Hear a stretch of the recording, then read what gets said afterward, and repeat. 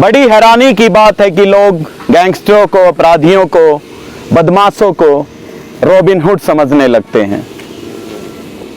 उत्तर भारत के लोग अफवाहों पर ज्यादा ध्यान देते हैं बिना अंतिम सत्य जाने। आज हम जिस गैंगस्टर की स्टोरी आपको बताने जा रहे हैं, उस गैंगस्टर का नाम है गैंगस्टर जितेंद्र पहल।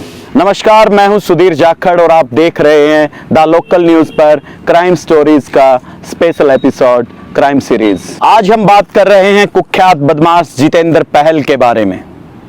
जींद जिले के गांव बराह खुर्द का ये गैंगस्टर मैट्रिक पास था और दीमापुर में ट्रांसपोर्ट का बिजनेस होने की वजह से गाड़ी चलाता था। पिता के देहांत के बाद वो वापस अपने गांव आ गया और 1981 में पहला मुकदमा दर्ज हुआ रेप का। एक लड़की जो पूर्व सांसद सुरेंद्र बरवाला के पिता टीकाराम, जो कि उस समय तहसीलदार थे, के यहाँ जॉब करती थी। उसके बाद कुंदन सिनेमा में टिकट विवाद के चलते इस गैंगस्टर ने राज सैनी नामक व्यक्ति की हत्या कर दी। हालांकि हाई कोर्ट में इन दोनों मामलों में वह बरी आ गया, लेकिन 1985 में जेल से बाहर आने के बाद वह फरार हो गया और 1988 में जींद जिले के खटकट गांव के जगदीश को जेल में रंजिश होने के चलते इस गैंगस्टर ने मार दिया और यह बदमाश दिल्ली क्राइम ब्रांच द्वारा अरेस्ट किया गया। बुलंदशहर से खरीदे हथियारों की वजह से इस पर टाड़ा लगी, जिसमें अवैध हथियारों के लिए ज्यादातर उस समय टाड़ा लगती थी। 1989 में कोर्ट पेशी के दौरान जितेंद्र पहल पर जगदीश खटकड़ के भाई सुरेश, पोखरी खेड़ी के बलजीत, वजीर और कागसर के एक व्यक्ति द्वारा हमला किया गया। 2 गोली टांगों और एक छाती में लगने के बाद भी गैंगस्टर जितेंद्र पहल बच गया। भिवानी जेल में रहते हुए जितेंद्र पहल के गैंग के निक्कू त्यागी, विनोद बाणिया, प्रताप गुजर, महावीर बीबीपुरी आदि द्वारा सीनियर सेकेंडरी स्कूल के बाहर जगदीश खटकड़ के भाई सुरेश को मार दिया गया। 1991 में जितेंद्र पहल अंबाला जेल में बंद था। जेल में बंद बुधराम उर्फ चरणजीत के साथ जितेंद्र पहल की झड़प हुई और भयंकर धमकी एक दूसरे को दी गई। आपको बता दें, 1991 में एडीजीपी लक्ष्मण दास, जो पूरे हरियाणा के जेल महानिदेशक थे, और एडीजीपी लक्ष्मण दास के बेटे बंटी की बुधराम उर्फ चरणजीत के साथ दोस्ती थी।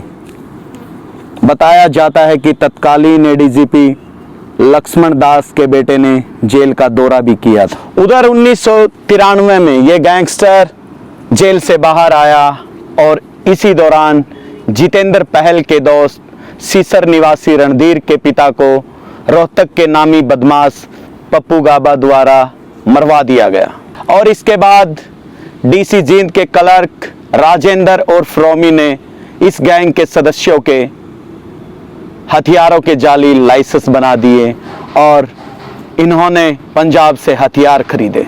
रोहतक का ये नामी बदमाश पप्पू गाबा उन दिनों नरवाना में जुआ खेलने आता था। पिंडारिया के कुलदीप ने मुखबरी दी और पप्पू गाबा की गाड़ी रुकवाकर धर्मवीर लंगड़ा, सोमवीर पहलवान, रणधीर सीसर आदि ने पप्पू, लेखू, पृथ्वी सहित 4 का अपहरण कर लिया और 15 लाख की फिरौती वसूली।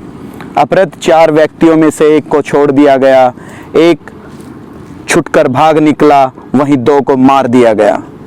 मध्य प्रदेश में फरारी काटी। उसके बाद दिल्ली के डीसीपी के माध्यम से 1994 में पेश हो गए। दिल्ली पुलिस से हरियाणा पुलिस इनको लेकर आई। इधर 1994 में DG jail Laxman Das Haryana police के डीजीपी बन चुके थे। 1995 में डीजीपी लक्ष्मण दास की रिटायरमेंट होनी थी। अब शुरू होती है जितेंद्र पहल और रणधीर सीसर के फर्जी एनकाउंटर की कहानी। हरियाणा पुलिस के जींद एसपी वीके सिन्हा उन दिनों छुट्टी पर थे। हालांकि लोगों में यह धारणा है कि जींद जिले के तत्कालीन एसपी वीके सिन्हा द्वारा जितेंद्र पहल का फर्जी एनकाउंटर किया गया, बल्कि आपको बता दें वीके सिन्हा जो एसपी उस टाइम जींद के थे वो छुट्टी पर थे और उनकी जगह अतिरिक्त कार्यभार एसपी विजिलेंस वेद प्रकाश वर्मा जो गुड़गांव में कार्यरत थे वो यहाँ जींद को भी देख रहे थे। नरसिंह इंस्पेक्टर CIA जींद थे। CJM जींद कोर्ट में पेश कर इन अपराधियों का 14 दिन का जुडिशियल रिमांड मांगा गया।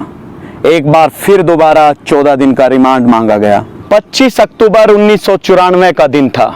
रिकवरी के बहाने DGP हरियाणा पुलिस लक्ष्मण दास के निर्देश पर SP vigilance Ved Prakash Verma, CIA Jind inspector Narsingh, constable Sube Singh, constable Ramesh Chandra आदि जितेंद्र पहल और रणधीर सिस्सर को सोनीपत लेकर रवाना हुए।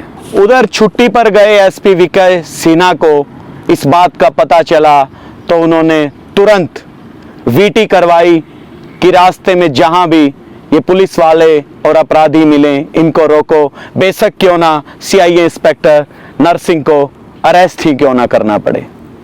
लेकिन ऐसा संभव नहीं हो सका और ईसापुर खेड़ी गांव के पास गैंगस्टर जितेंद्र पहल और गैंगस्टर रणधीर सिस्सर को पुलिस द्वारा फर्जी एनकाउंटर में मार दिया गया। तभी बड़ौदा थाना के SHO को फर्जी एनकाउंटर की सूचना मिली और SHO ने टीम को एनकाउंटर के दौरान प्रयोग किए गए हथियारों को जमा करवाने को कहा और कहा कि अगर मुठभेड़ हुई होती तो गाड़ियों पर किसी एक गोली के तो निशान होते। CIA इंस्पेक्टर नरसिंह ने कहा कि हम दोबारा जाकर गाड़ी पे गोली मार के आ जाते हैं, तो SHO ने मना कर दिया और गैंगस्टर जितेंद्र पहल और रणधीर सिस्सर के एनकाउंटर के बाद गैंगस्टर जितेंद्र पहल की मां, जो पढ़ी लिखी थी, ईश्वरती ने हाई कोर्ट में फर्जी एनकाउंटर की जांच करने की याचिका डाली और 27 नवंबर 1995 को हाई कोर्ट ने याचिका स्वीकार करते हुए जांच का जिम्मा CBI को सौंप दिया। इसी दौरान DGP लक्ष्मण दास 16 महीने, SP वेद प्रकाश 2 साल, वन्य पुलिस वाले 8 साल तक जेल में रहे। इतने दिनों के बाद इनकी जमानत हुई, लेकिन मामले की सुनवाई में 10 साल लगे और 135 लोगों की गवाहियां हुई। 20 मार्च 2014 को अंबाला सेशन कोर्ट द्वारा CBI जांच को सच माना गया और DGP लक्ष्मण दास और पूर्व SP वेद प्रकाश वर्मा को सबूतों के अभाव में बरी किया गया। बाकी अन्य को उम्र कैद की सजा सुनाई। पूर्व DGP लक्ष्मण दास और पूर्व SP वेद प्रकाश वर्मा कोर्ट में लगातार रोते रहे। अपनी गर्लफ्रेंड मीनू के साथ जितेंद्र पहल ने शादी की थी, लव मैरिज की थी और उससे गोलू नाम का एक लड़का जितेंद्र पहल को हुआ था और आजकल जितेंद्र पहल का पूरा परिवार गुड़गांव में रहता है। अगर आप यह वीडियो YouTube पर देख रहे हैं तो हमारे चैनल को सब्सक्राइब करें। अगर वीडियो आप Facebook पर देख रहे हैं तो हमारे पेज को लाइक करें। फिर एक नई स्टोरी के साथ आपसे मिलूंगा, तब तक दीजिए मुझे इजाज़त। मैं आपका सुधीर जाखड़।